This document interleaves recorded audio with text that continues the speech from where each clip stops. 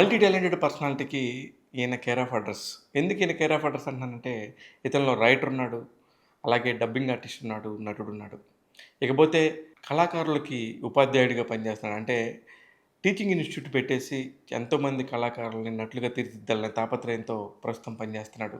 ఈయనెవరో గాదు, మనందరికీ 36 ఏళ్లుగా సుపరిచితులు నటుడు 'ఉత్తేజ్' గారు. 'యాదగిరి' అనే ఒక క్యారెక్టర్‌తోని కాలేజీలో బోటనీ పాట ఉంది, మ్యాట్నీ ఆట ఉండిందని జెప్పేసి ఒక ఆట పాటతోని మన ముందుకొచ్చిన కాలేజీ క్యాంటీన్ బాయ్ యాదగిరి మనకు గుర్తుండే ఉంటాడు. 36 ఏళ్ళయింది అప్పుడే వచ్చి. అరే! మొన్న ఈ మధ్య చూసినట్టుందే, అప్పుడే ఉత్తేజ్ వచ్చి 36 ఏళ్ళయింది అన్నట్టుగా అనిపిస్తుంటుంది. కానీ మన చుట్టూనే తిరుగుతా ఉంటాడు, మనతోనే ఉంటాడు. ఏ బాయ్ నెక్స్ట్ డోర్ లాగా ఉంటాడు. అలాగే ఇప్పుడు ఒక పక్కింటి అంకుల్‌లాగా అనిపిస్తాడు. ఇలా ఆయన కెరీర్ అంతా కూడా చూసుకుంటే నటుడిగా 100 సినిమాలకు పైనే పనిచేశాడు. ఇకపోతే రైటర్‌గా చాలా సినిమాలకి స్క్రిప్ట్ వర్క్‌ని అందించాడు. ఇప్పుడు ఆయన చేస్తున్న సినిమాల్లో అనేక సినిమాలు మొన్న ఈ మధ్య వచ్చిన 'డెవిల్' అయ్యుండొచ్చు. 'వలరి' అనే ఇంకో సినిమా వచ్చింది. ఇలాంటి సినిమాలన్నీ చేస్తున్నప్పుడు ఎందుకు మీరు రెగ్యులర్‌గా సినిమాలు చేయరని ఆయన అడిగినప్పుడు, ఇప్పుడు ఏది పడితే అది చేసేసుకుంటే నాకంటూ ఒక తృప్తి ఉండాలని చెప్పేసి ఆగిపోతాడు. అంటే నటుడిగా తాను ఒక మార్క్ గీసుకున్నాడు. తాను ఇలా చేయాలని చెప్పేసి ఫిక్స్ అయ్యాడు.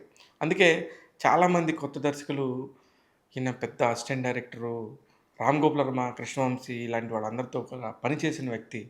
ఇలాంటి వాళ్ళకి మనం చెప్పగలమా లేదని ఒక సందేశంతో చాలా వరకు క్యారెక్టర్‌లు ఆగిపోతాయి. ఒక టైం తర్వాత ఇతను ఇతని టాలెంట్ తెలిసిన చాలా తక్కువ మంది మాత్రమే ఇతన్ని పిలిచి పెద్ద పెద్ద వేషాలు, మంచి మంచి వేషాలు ఇస్తున్నారు. ఈ మధ్య కాలంలో సూపర్‌గా రాస్తాడు, ఎక్స్‌ట్రీమ్‌లీ టాలెంటెడ్, మనకి సినిమాల్లో చాలా సహాయకారిగా ఉంటాడు అని జెప్పేసి ఈయన్ని సినిమాల్లోకి తీసుకోవడం జరుగుతుంది. నిజంగా గూడా అన్ని రకాలుగా చాలా సహాయంగా ఉంటాడు. కళామ తల్లికి చాలా ముద్దు బిడ్డ. ఎందుకు ముద్దు బిడ్డ అంటున్నానంటే, తనకి 14, 15 ఏళ్ల వయస్సు ఉందో లేదో తెలియకుండానే హైదరాబాద్‌కొచ్చి ఒక అసిస్టెంట్ డైరెక్టర్ అనే పోస్ట్ అంటే ఏంటో తెలియకుండా అసిస్టెంట్ డైరెక్టర్ అయ్యాడు. అదే సినిమాలో నటుడుగా అరంగేట్రం చేశాడు. ఇకపోతే తను చాలా నమ్మకంగా ఉండడంతో ఆయన చాలా బాగా నటిస్తాడని 'రామ్ గోపాల్ వర్మ' గారికి 'జేడీ చక్రవర్తి' గారిని చూపిస్తే, 'ఉత్తేజ్' మీద ఉన్న అభిమానంతోని 'జేడీ చక్రవర్తి' గారిని తీసుకొని విలన్‌గా పరిచయం చేశాడు 'రామ్ గోపాల్ వర్మ' గారు. ఆ రోజున పరిచయం చేసిన 'జేడీ చక్రవర్తి' ఒకే ఒక్క సినిమాతో దేశమంతా తెలిసిపోయిన సంగతి మనందరికీ తెలుసు. కాకపోతే ఈయన జీవితంలో అత్యంత విషాదకరమైన సంఘటన జరిగింది 2021లో.